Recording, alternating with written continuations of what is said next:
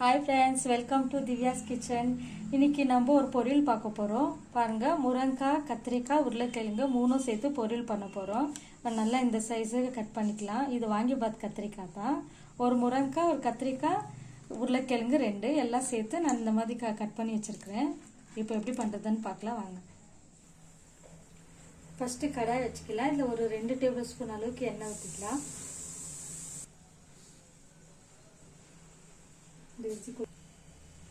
எண்ணெய் காஞ்ச உடனே கடுகு சேர்த்துக்கலாம். கொஞ்சமா சீரகம்,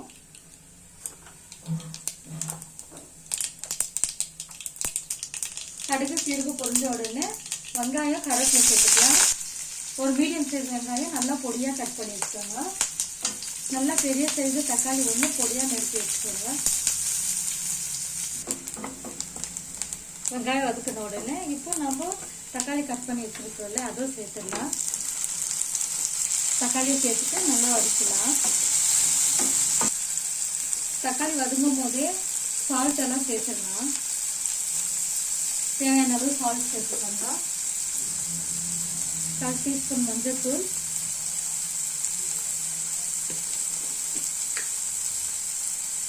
1 டீஸ்பூன் மிளகாய் தூள் தக்காளி கூடவே எல்லாம் நல்லா வதக்கிடலாம்.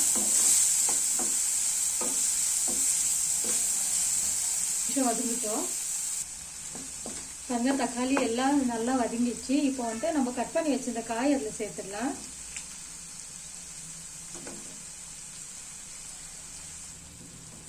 கட் பண்ணி காயெல்லாம் சேர்த்து ஆன மேல ஒரு வாட்டி எல்லாம் நல்லா மிக்ஸ் பண்ணி விடுங்க. வேணும்னா குக்கர்ல கூட தாளிச்சுக்கலாம். ஆனா 2-3 விசில் விட்டா நல்லா கொலன்னு கொலைஞ்சிடும். அதனால இப்படி வேக வச்சோம்னா கொஞ்சம் லேட் ஆகும். ஆனா பரவாயில்ல, நல்லா இருக்கும். குக்கர்ல வச்சா ஒரே விசில் தான் வைக்கணும். இப்போ இன்னும் ஒரு 1/4 கிளாஸ் தண்ணி சேர்த்துக்கலாம்.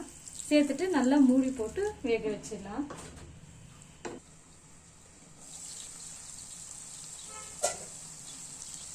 வாங்க ஃப்ரெண்ட்ஸ், நல்லா வெந்துட்டு இருக்குது. எல்லா காயும் நல்லா வெந்துட்டு இருக்குது. இப்போ லாஸ்டா நம்ம ஒரு 1/4 டீஸ்பூன் அளவுக்கு கரம் மசாலா போட்டு மேல கொஞ்சமா கொத்தமல்லி போட்டுடலாம். மிக்ஸ் பண்ணிடலாம். பாருங்க ஃப்ரெண்ட்ஸ், சூப்பரா முருங்கைக்காய் கத்திரிக்காய் பொரியல் எல்லாம் ரெடி ஆயிடுச்சு. இது ரசம் சாதம் மோர் குழம்புக்கெல்லாம் ரொம்ப சூப்பரா இருக்கும். டேஸ்டியா கூட இருக்கும். சப்பாத்தி கூட சாப்பிடலாம், ரொம்ப நல்லா இருக்கும்.